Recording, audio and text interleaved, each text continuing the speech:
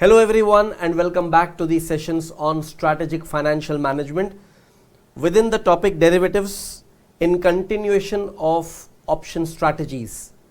In this class we are going to talk about one of the fundamental strategy, that is a covered call. So the point of discussion is a covered call. So what exactly is a covered call? Basically, when someone is already holding a stock and the investor who is holding the stock is having expectations that the price might decline in the coming time.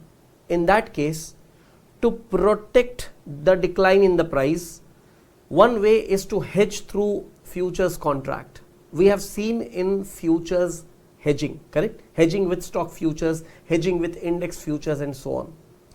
Another way is to hedge your risk through the options. Now what happens? The investor has a long position in the stock and investor might not want to sell the stock in the near term.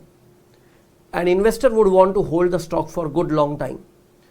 Only for a temporary expected decline in the stock price, investor can create this kind of strategy. Another version, which is still a better strategy, which gives actual proper protection to the investor, is the next follow-up strategy that we are going to learn, that will be in the name of protective put. But here anyway, let us focus on covered call. So covered call strategy, what exactly is this and how it works? Let us try to understand. First thing, there is an investor who is holding a stock.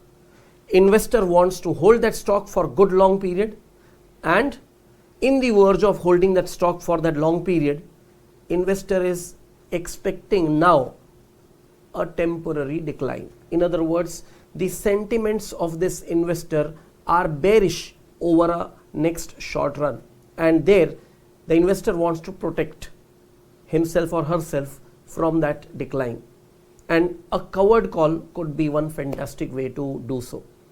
So what happens in a covered call? The investor continues to hold the stock and simultaneously sells a call option. In other words, writing a call option. So the investor writes a call option and takes away the premium, knowing that the price is expected to decline. The chance of exercising the call option is almost negligible because the sentiment of the investor over here is bearish for that short run period. Suppose the investor expects that in the next 3 months the price of this particular stock which he is holding is going to decline. The investor may simply write a call option, grab that premium money, correct? On selling the call option, whatever premium money or the price of that call option, whatever the investor can fetch, is a direct cash inflow for the investor. Then what? Knowing that the price is going to decline, the counterparty who is the call option holder will not exercise the call, because you know one thing very well, the primary condition for exercising the call option is what? The market price should be greater than the exercise price. Here the market price is expected to be lower, and therefore chances of that call option to be exercised will be negligible, provided the sentiments or expectation of our investor holds good. So what will happen?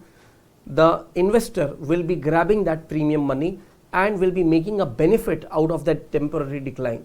When again the stock price starts moving upward, the investor will recover all the losses that he or she has made, but on the other side, the decline has been substantially compensated already by that premium inflow.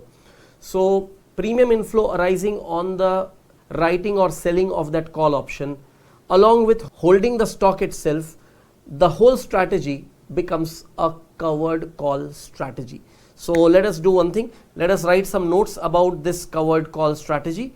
So under the heading option strategies, the first strategy that we have started is covered call. A covered call is a popular option strategy that involves holding a long position in an underlying stock while simultaneously selling call options on that same stock. This strategy is typically employed to generate additional income from the option premiums, which can offer a return during periods of low market volatility or small stock price movements. Please write up this much and then I take you ahead.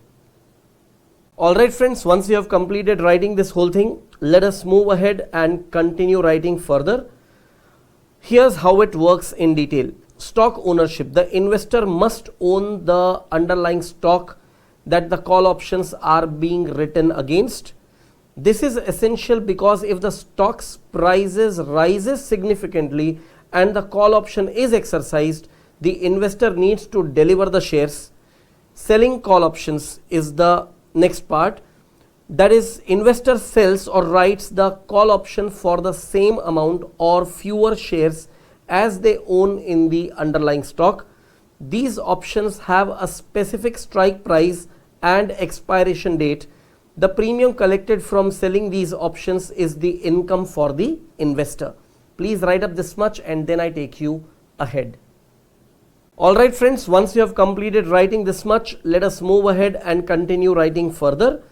Potential outcomes.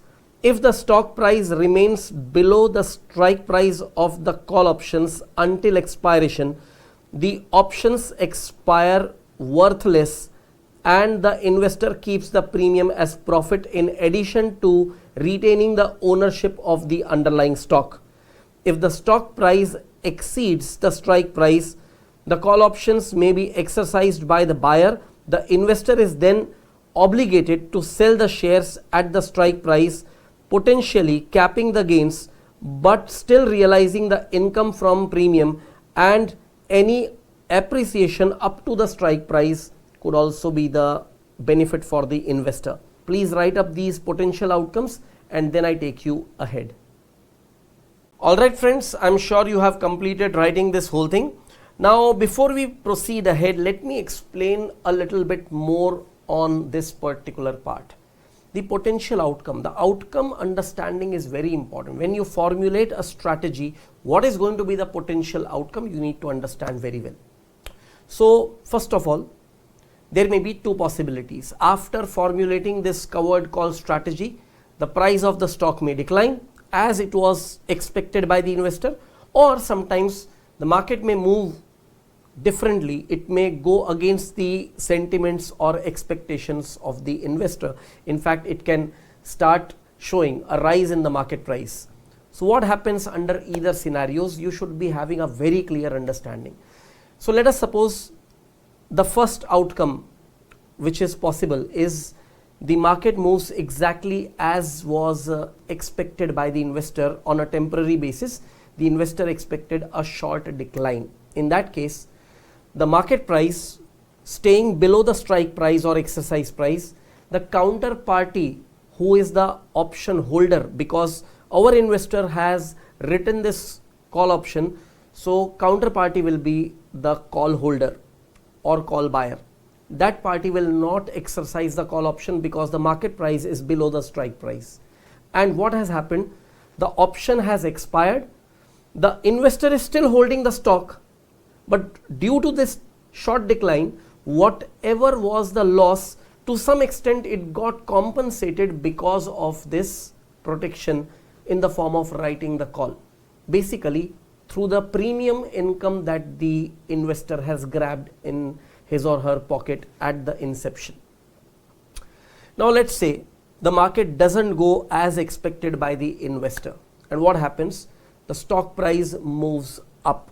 In that case, to the extent of stock price moving to the limit of strike price or exercise price, what will happen? The investor will actually make gain, and the option will not be still exercised because the market price is still in the line of strike price, but the investor has grabbed that premium income, and that is the definite advantage. So one side, the investor has obtained that premium income, another side, the price has gone up and the investor is still holding the stock. That's a good advantageous position.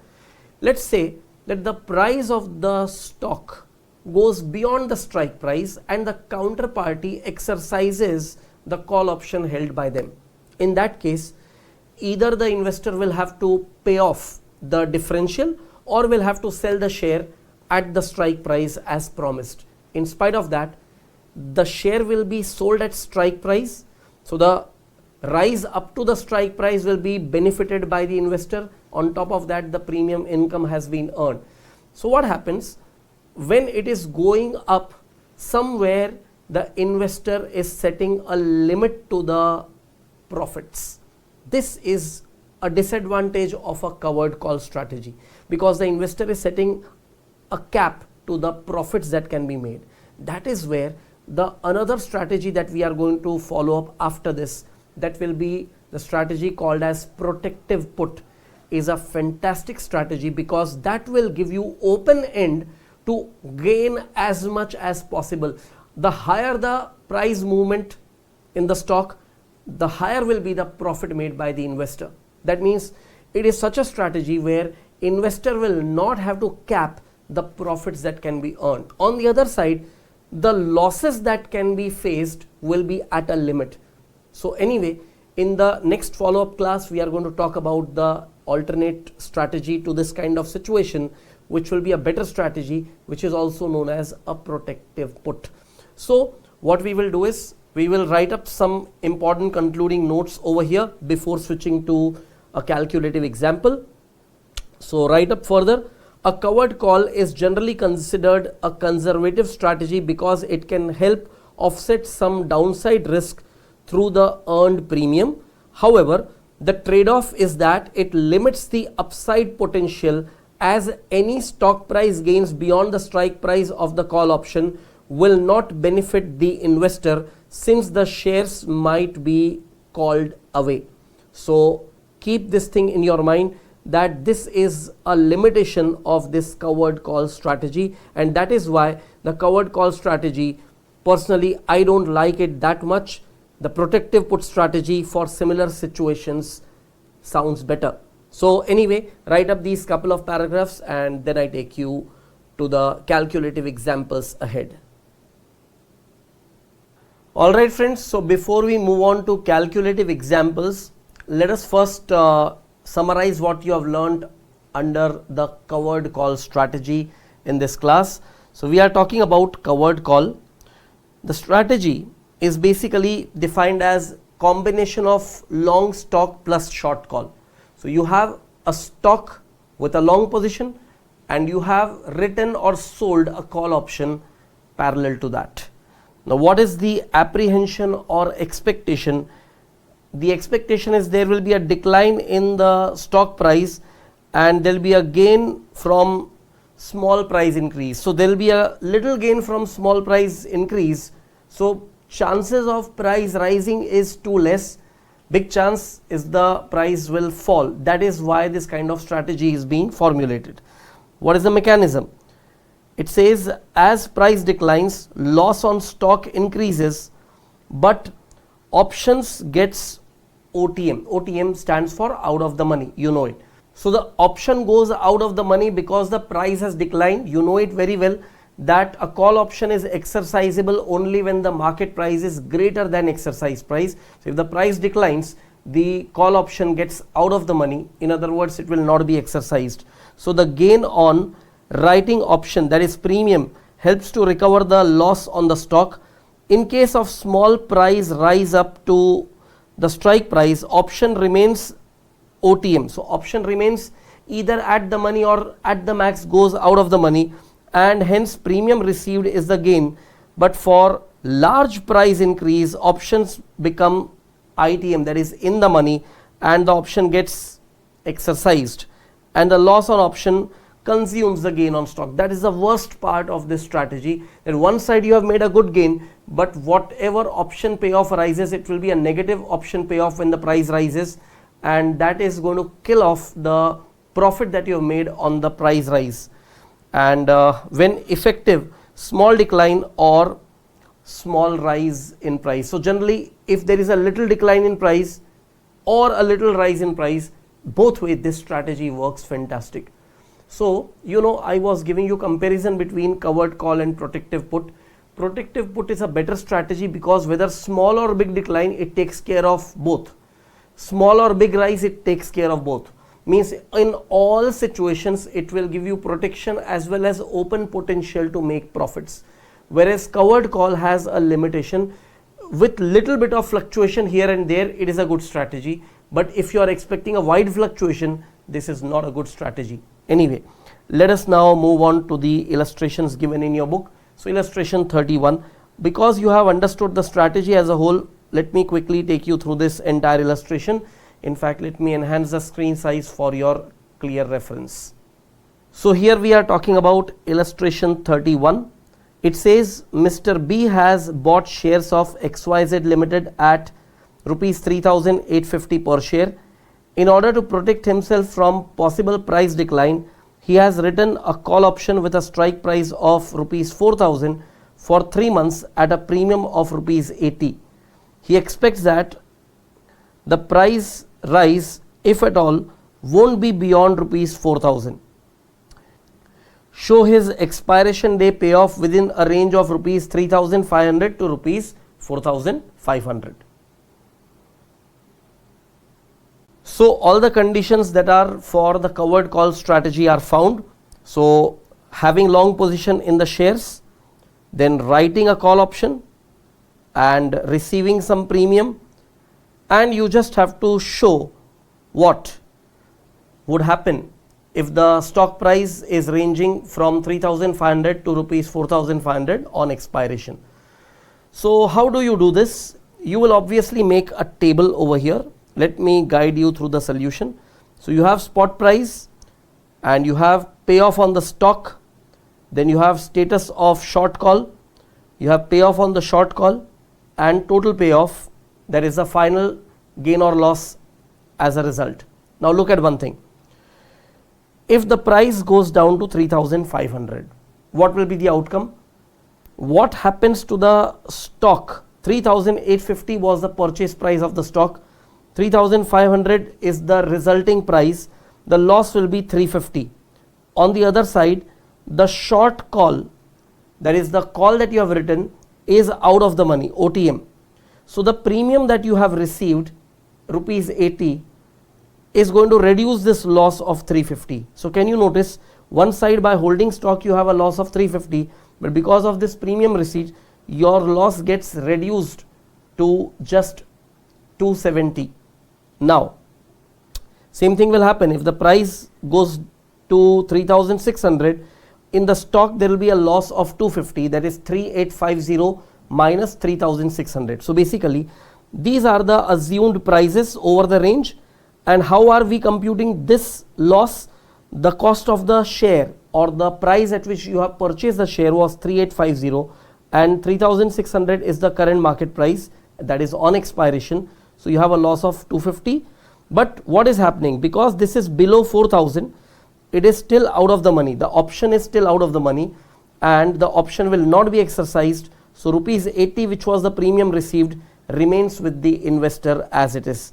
So now the overall loss has got reduced to 170. Otherwise, without the option, it would have been loss of 250. So are you observing, when the prices are at the lower range, the loss in this column is substantially lower than the loss in this particular column. That is showing the advantage of holding, the advantage of writing a call option in this scenario. So what happens when you come to this particular price range? Please observe one thing. Why did we select this particular price range? Because we wanted to make an offset between the gain made here and the loss incurred here. If you want a clear offset, which can be called as a kind of perfect hedging, you know what has happened? You have made a profit of rupees 80 from the call premium, and maximum loss that you can afford is rupees 80, which will give you your final payoff as 0. That means your loss of rupees 80 on the stock can be compensated by the premium income, and this minus 80 can arise only when you subtract this 80 from 3,850. You will be getting 3,770. That is how they have picked up this particular price 3,770 in your solution, primarily to to show the nil effect over here. Thereafter, you can start going ahead with any further price like 3,800, 3,900 and so on. What will happen? The loss gets reduced on the stock, right, from 80 to 50, and then you have a profit from this point onward. But the profit over here remains 80, 80, 80. So this is the range where you are making good money.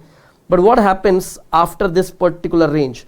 You know, your best outcome would be the maximum stock price of 4,000. That is what you have expected, that even if the price rises from 3,850, it would go to a maximum of 4,000. Even if it goes beyond 4,000, even up to 4,200 or 4,500, do you notice one thing, that you are not having any problem over there, but an opportunity loss arising. So suppose price goes to 4,500, from 3,850 to 4,500, you could have made a good benefit for yourself without taking this covered call strategy.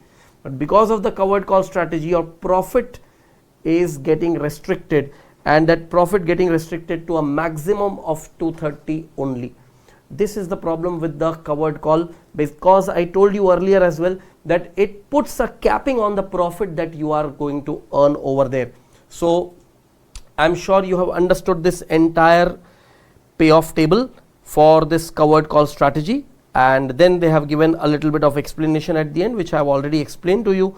And then we begin with this next strategy, that is protective put, but we are going to talk about protective put as the next strategy in the next follow-up video.